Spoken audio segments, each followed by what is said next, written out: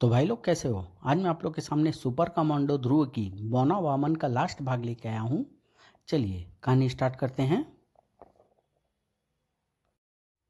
निजांजा बोना वामन की हरकत को न तो देख पाया था और न ही समझ पाया था। इस लड़की को एकाएक क्या हो गया। अभी तो यह बोना वामन को मार रही थी, अब उसके इशारे पर मुझ पर हमला कर रही है। ये बोना वामन की वो ट्रिक है निजांजा जिसे बोना वामन हमेशा बचा कर रखता है। झूक चंडिका झूक। अब भागने का समय आ गया है। अब मैं नीचे की तरफ भागूंगा और रिमोट से चंडिका को नीचे बुला लूंगा। फिर उसको बेहोश करके उसकी गर्दन से चिप निकाल लूंगा और बैट बॉल के साथ वहां से फूट लूंगा। बोना वामन ने योजना तो बहुत सोच समझ कर बनाई थी, लेकिन उसकी इस योजना में ध्रुव का आना कहीं शामिल नहीं था। अरे तू यहाँ पर भी आ गया ध्रुव। अब तू कैसे आ गया। मैं जहाँ जाता हूँ वहाँ पूरी बारात क्यों इकट्ठा हो जाती है। मैं तेरे पीछे नहीं, निजांजा के पीछे पीछे आया हूँ वामन। उसकी तलवार की महक के जरिए मेरे दोस्त कुत्तों ने उसे ढूंढ निकाला है, और मैं जानता था कि जहाँ निजांजा होगा वहाँ पर तू भी मुझे ज़रूर मिल जाएगा। अब इसके रहते मैं चंडिका का न तो इस अब इसके रहते मैं चंडिका को न तो लेकर भाग सकता हूँ और न ही उसकी गर्दन से चिप निकाल सकता हूँ, और ये निजांजा भी तो मेरा पीछा नहीं छोड़ेगा। क्या करूँ। निजांजा को रास्ते से हटाना बहुत ज़रूरी है, फिर ध्रुव से तो मैं निपट ही लूँगा। और इस वक्त ध्रुव को ब्लैकमेल करने वाली परफेक्ट चीज़ मेरे पास है, चंडिका। अगले ही पल बोना वामन के इशारे पर चंडिका लड़ना छोड़कर मुंडेर पर जा चढ़ी। बस रुक जा ध्रुव, वरना मेरे एक इशारे पर चंडिका नीचे कूद पड़ेगी। इस वक्त उसका दिमाग मेरे कब्जे में है।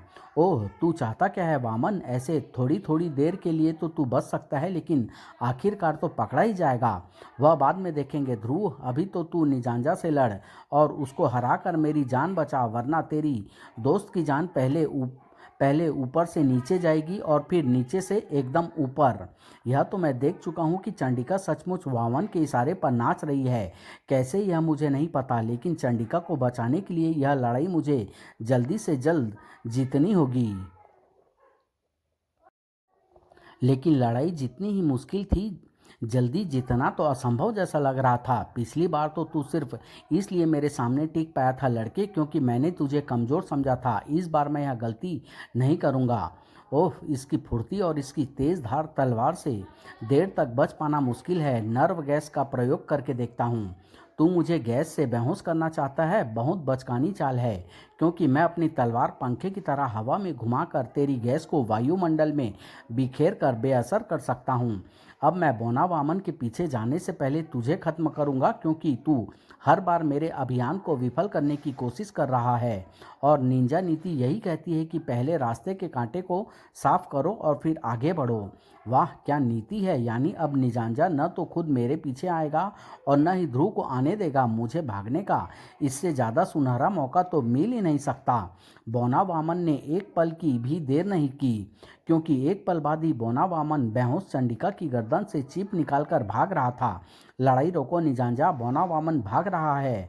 भाग रहा है तो भागे। वैसे भी तू जब तक जिंदा है मैं उसे मार नहीं सकता, इसलिए पहले तू मरेगा और फिर बोना वामन। बैट बॉल को भी साथ लेता चलूं। नहीं नहीं, वे अपने आप उस अड्डे पर आ जाएंगे जिसको मैंने बैकअप अड्डे के रूप में तैयार करके रखा हुआ है। अभी अंदर जाकर उनको लेने में टाइम वेस्ट होगा। वैसे भी वे चंडिका से पिटे हुए हैं, पता नहीं भागने की हालत में है भी या नहीं। स्प्रिंगों पर उछल उछल कर भागते और अपने ख्यालों में डूबे बोना वामन की विचारधारा को अचानक उस आवाज़ ने भंग कर दिया। मैं तुमसे अपना सामान लेने आया हूँ और तुम बिना मुझसे मिले भागे जा रहे हो बोना वामन। कौन। ओहो इतनी जल्दी मेरी आवाज़ भी भूल गए। ट्रॉनिक ट्रॉनिक, मैं तुम्हारी आवाज़ कैसे भूल सकता हूँ। वो तो मेरे अड्डे में काफ़ी गड़बड़ हो गई, इसलिए वहाँ से भागना पड़ा। वैसे भी तुम लेट हो गए थे, तुमको तो आधे घंटे पहले आना था। खैर अब तो आ गया हूँ ना, अपना माल लो और मेरा माल दो। लाओ मेरा 95 करोड़ और अपना माल ले जाओ। 95 करोड़, नशा करके आए हो क्या। बात तो 10 करोड़ की थी और एडवांस का 5 करोड़ मैं दे भी चुका हूँ। अब बचे हैं तो सिर्फ 5 करोड़, 95 करोड़ नहीं। अब मैंने रेट बढ़ा दिया है टॉनिक, अब चिप की कीमत 100 करोड़ है। चलो रिमोट भी ले जाना। यानी तुम मुझे डबल क्रॉस करना चाहते हो वामन? डबल क्रॉस तो तुमने मुझे किया है ट्रॉनिक। एक बात याद रखो, बौने मस्खरे जरूर होते हैं लेकिन बेवकूफ़ नहीं होते। मेरे उस गुप्त अड्डे पर 10 मिनट के अंदर अंदर 3 लोग आए। एक तो थी चंडिका जो मुझ पर चिपकाए गए लॉकेटर की मदद से मेरे अड्डे तक पहुंची थी। दूसरा नहीं नहीं तीसरा ध्रुव था जो निजांजा की तलवार में बसी उसकी गंध का अपने कुत्तों द्वारा पीछा करता हुआ मुझ तक पहुंच गया। और दूसरा था निजांजा जिसे मेरे अड्डे का पता नहीं था। मेरे और बैट बॉल के अलावा सिर्फ तुमको इस अड्डे का पता था और निजांजा को उसका पता सिर्फ तुम बता सकते थे। यह क्या बकवास है? तुम मुझे ब्लैकमेल करने के लिए बहाने बना रहे हो। बहाना ही समझ लो। तुमने सोचा था निजांजा मुझे मार डालेगा और उससे तुम चिप हासिल कर लोगे। शायद तुमको एडवांस के 5 करोड़ भी मिल जाते, लेकिन बौना वामन को मारना बहुत मुश्किल है ट्रॉनिक, क्योंकि बौना वामन एक न एक ट्रिक हमेशा बचा कर रखता है। देखते हैं अब तू कौन सी ट्रिक लगाकर बचता है बौने। न न न, अगर मैं जल गया तो मेरे पाउच में रखी चिप भी जल जाएगी। ऐसा कर, तू पहले मेरे सुमो पहलवान से लड़ ले। अगर जीत गया तो मुझसे लड़ लेना। ये रबर का गुड्डा ये मेरे स्टील के बदन से लड़ेगा। ये तो मेरी एक फूंक से गुब्बारे की तरह फट जाएगा। रबर को इतना कमज़ोर मत समझो ट्रॉनिक। रबर में कई खासियतें होती है जो स्टील में नहीं होती। जैसे रबर कभी कभी एसिड प्रूफ होती है मगर स्टील नहीं होता। सुमो गुड्डे के मुंह से निकले एसिड फुहार के बादलों ने ट्रॉनिक के शरीर को घेर लिया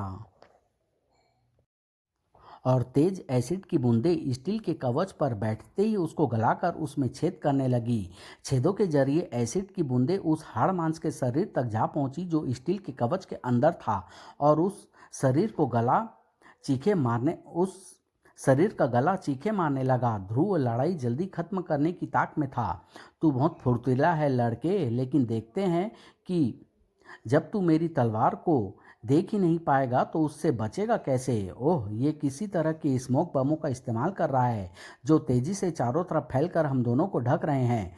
धुओं की मोटी चादर के अंदर क्या हो रहा था यह नजर आना तो मुश्किल था, लेकिन आवाजें यह जरूर बता रही थी कि लड़ाई काफी तेज हो रही है। और उस धुएं की चादर से बाहर आने वाला पहला शरीर निजांजा का था। बेहोश हालत में तुम्हारा जरूरत से ज़्यादा आत्मविश्वास तुमको ले डूबा निजांजा। तुम समझे कि धुएं की चादर में सिर्फ सिर्फ तुम ही मुझको महसूस कर सकते हो, लेकिन तुम यह नहीं जानते थे कि ध्रुव आंखों पर पट्टी बांधकर भी दुश्मनों की हरकतों का अनुमान लगा सकता है। ध्रुव ने बौना वामन के पीछे जाने में एक पल भी व्यर्थ नहीं किया। मैं रुककर चंडिका को देखना चाहता था, लेकिन अब उसका वक्त नहीं है। बौना वामन अभी ज़्यादा दूर नहीं गया होगा। मैं अभी भी उसको पकड़ सकता हूँ। लेकिन ध्रुव के घटनास्थल पर पहुँचने तक बौना वामन भाग चुका था और वहाँ पर सिर्फ कहराता हुआ टॉनिक था। ओह टॉनिक, और ये खिलौना, यानी तुम्हारी यह हालत बौना वामन ने की है। शायद माल के बंटवारे को लेकर झगड़ा हो गया होगा। अब तुम मुझे बताओगे कि यह सब क्या हो रहा है? हाराकी कैसे मरा? बौना वामन उसकी मौत का कारण कैसे बना? और ये निजांजा कौन है जो बौना वामन के पीछे पड़ा हुआ है? तू मुझसे कुछ नहीं जान पाएगा सुपर कमांडो ध्रुव। अगर तू मेरी हालत देखकर यह समझ रहा है कि तू मुझे पकड़कर मुझसे कुछ उगलवा सकता है तो ये तेरी गलत फहमी है। तू मुझे नहीं पकड़ पाएगा। बौना वामन अब सिर्फ ट्रॉनिक का शिकार है, सिर्फ ट्रॉनिक का। ओह फ्लैश बम, मैंने ट्रॉनिक से इस हरकत की उम्मीद नहीं की थी।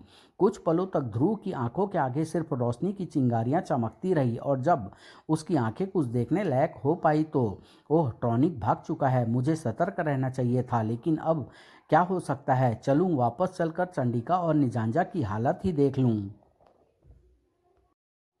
लेकिन ध्रुव की किस्मत में चंडिका से मिलना भी नहीं लिखा था, क्योंकि ध्रुव के वामन के अड्डे तक पहुंचने के दौरान बैट बॉल भी गायब हो चुके थे और चंडिका भी। ओह, लगता है चंडिका को मेरी उम्मीद से पहले ही होश आ गया। खैर, अब इस निजांजा को तो पुलिस स्टेशन तक ले ही जाया जाए।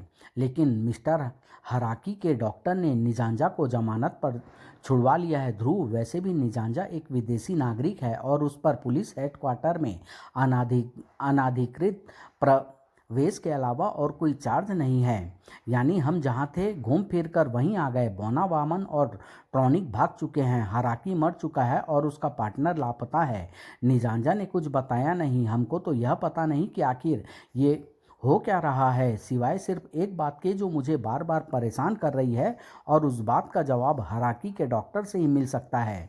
इस बात को जानने के लिए हमको थोड़ा इंतज़ार करना पड़ेगा, क्योंकि फ़िलहाल बौना वामन अपनी एक ट्रिक चलने वाला है। अब मेरे पास 10 करोड़ रुपए हैं जो मैंने मेहनत से कमाए हैं। अब हमारे अतिथि डॉक्टर पिल्ले इन पैसों से हमारे लिए एक चीप डुप्लीकेट मशीन और एक कंट्रोल पैनल का निर्माण करेंगे, और वह भी सिर्फ 2 दिनों में। मैं ऐसा कभी नहीं करूँगा। तुम मेरी बोटी बोटी कर दो तब भी नहीं करूँगा। हम तुम्हारी बोटी बोटी क्यों करेंगे डॉक्टर साहब? हम कोई कसाई हैं क्या? हम तो गोली मारेंगे, और वह भी तुम्हें नहीं, तुम्हारे बीवी बच्चों को मारेंगे। नहीं, मेरी परिवार वालों ने। तुम्हारा क्या बिगाड़ा है? हमारे झगड़े में इन मासूमों को क्यों घसीट रहे हो? बोलो बोलो, मारो फिल्मी डायलॉग। मैं तुम्हारा काम करने को तैयार हूँ। देखा, बौना वामन एक न एक ट्रिक हमेशा बचा कर रखता है। अगले 2 दिनों तक राजनगर में तूफान से पहले की शांति छाई रही, और फिर हमला शुरू हो गया। भाई, ये नोट जरा बदल कर तो दो। टेप लगा नोट दे रहे हो। अब हम क्या करें? ऐसे ही नोट आ रहे हैं।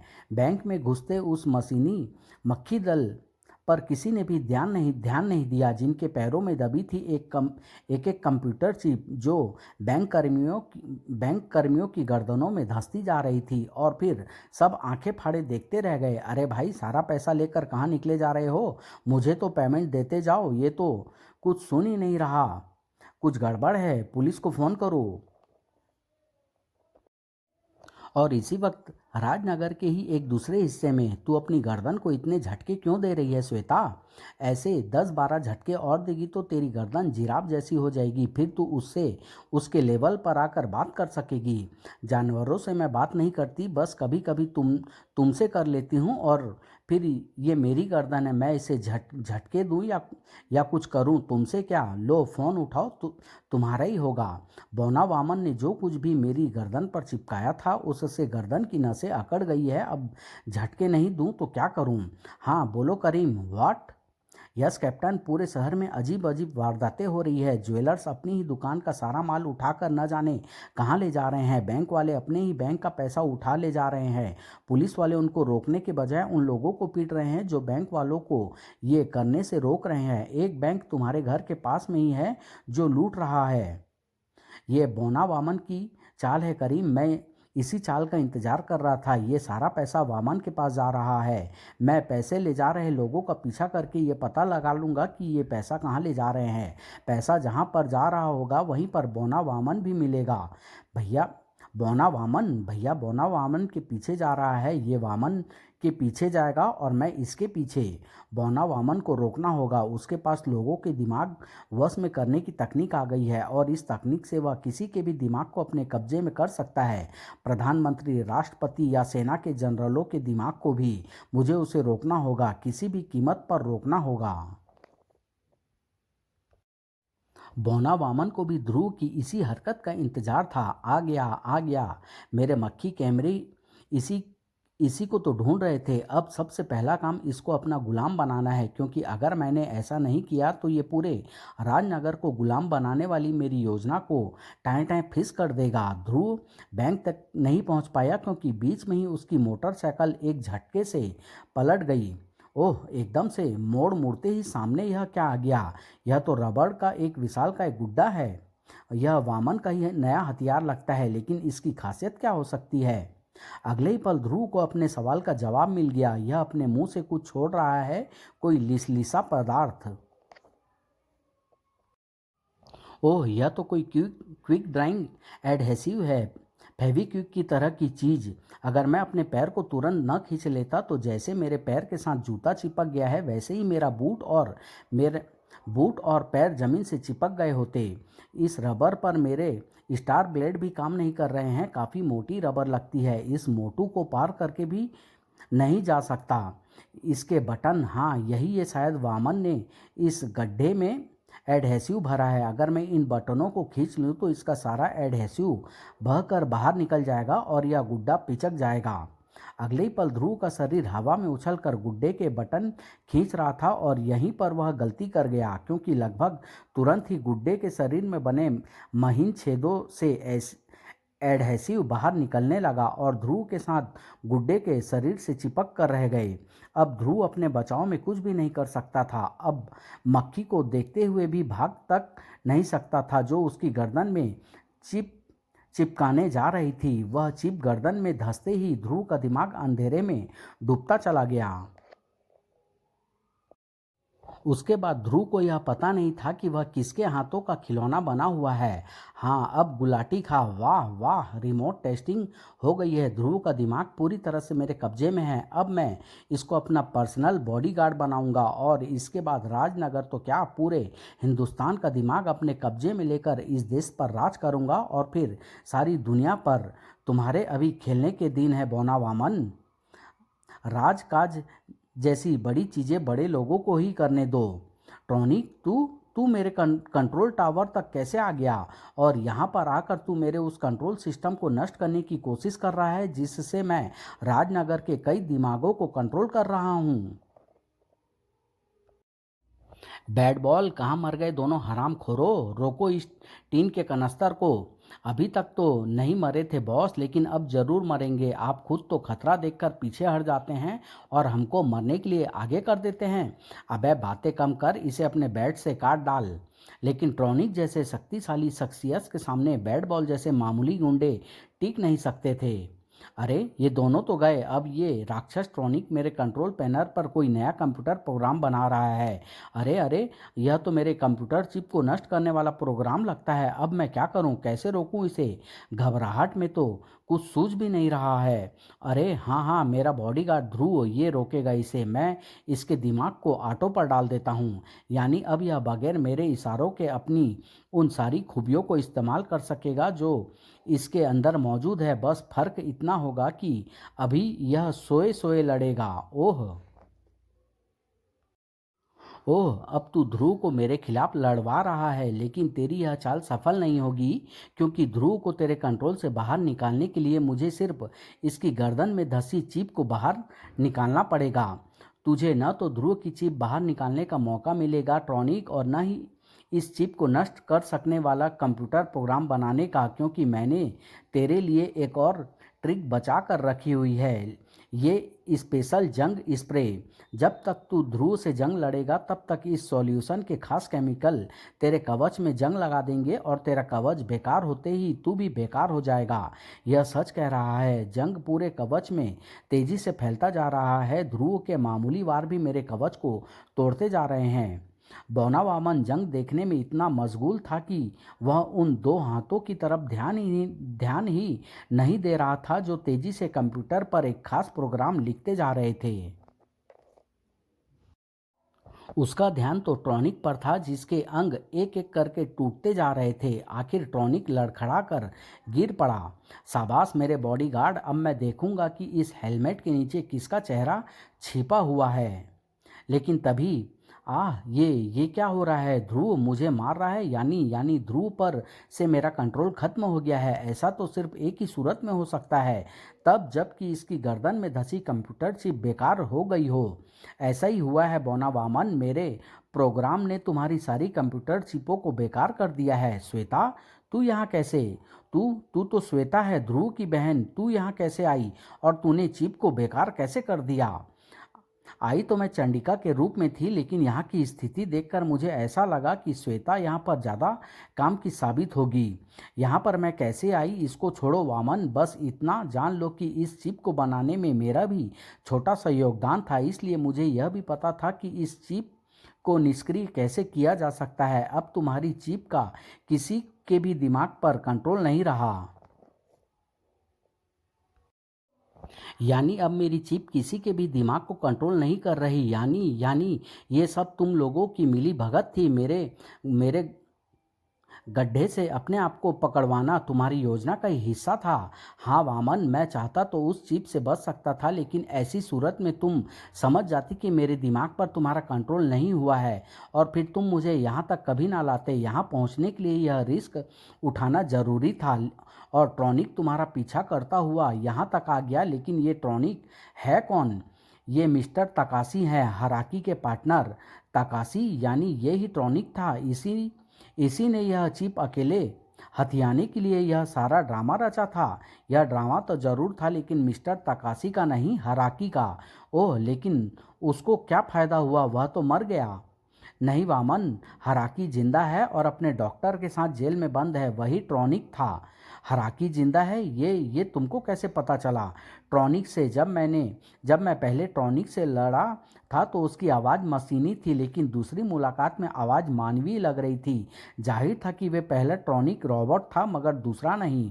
सवाल यह था कि ट्रॉनिक की पोशाक में सिर्फ एक बार रोबोट फिट करके भेजने में किसका फायदा था? फायदा भी सिर्फ एक ही हो सकता था, असली ट्रॉनिक द्वारा दुनिया को यह जताना कि वह ट्रॉनिक नहीं है, क्योंकि उस वक्त ट्रॉनिक कहीं और मौजूद था और वह शख्स कहीं और। मेरा शक हराकी और तकाशी पर जा रहा था। तकाशी उपलब्ध नहीं थे क्योंकि हराकी ने इनको कैद करके रखा हुआ था, लेकिन हराकी के डॉक्टर ने जरा सा जोर पड़ते ही सब कुछ उगल दिया। हराकी मरा नहीं था, उसने मरने का ड्रामा किया था ताकि दुनिया की नज़रों में वह मर जाए और फिर ट्रॉनिक के रूप में चिप लेकर सारी दुनिया पर राज करे। उसके लिए तुमको नारका जेल से छुड़ाना आसान था, क्योंकि जेल का सिक्योरिटी सिस्टम उसी ने डिजाइन किया हुआ था। फिर जब तुम चिप चुरा रहे थे तब उसने निजांजा का ध्यान बटाकर तुमको भाग जाने का मौका दिया। चिप चोरी हो गई थी। फिर उसने निजांजा को तुम्हारा पता बताकर तुम्हारे अड्डे पर भेजा ताकि तुम मारे जाओ और चिप चोरी की कहानी ही खत्म हो जाए। उसने तकाशी को भी कैद कर लिया था ताकि शक तकाशी पर डाला जा सके, पर तुमने उसका प्लान फेल कर दिया। चिप की कार्य प्रणाली के बारे में सिर्फ 3 लोग जानते थे, तकाशी, हराकी और डॉक्टर पिल्ले। हम अब जान गए हैं कि डॉक्टर पिल्ले को तुमने उठवा लिया था क्योंकि तुमको भी ट्रॉनिक पर शक हो गया था। अगर तुम ऐसा नहीं करते तो हराकी पिल्ले को भी कैद कर लेता। लेकिन तुम सब लेकिन तुम सब और मैं भी श्वेता के बारे में भूल ही गए थे।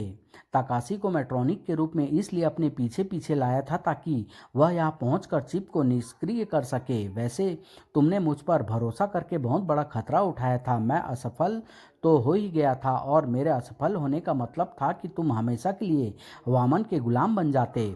नहीं ताकाशी, मेरे स्टार ट्रांसमीटर के जरिए मेरा कैडेट करीम हर पल मेरी स्थिति पर नज़र रखे हुए है।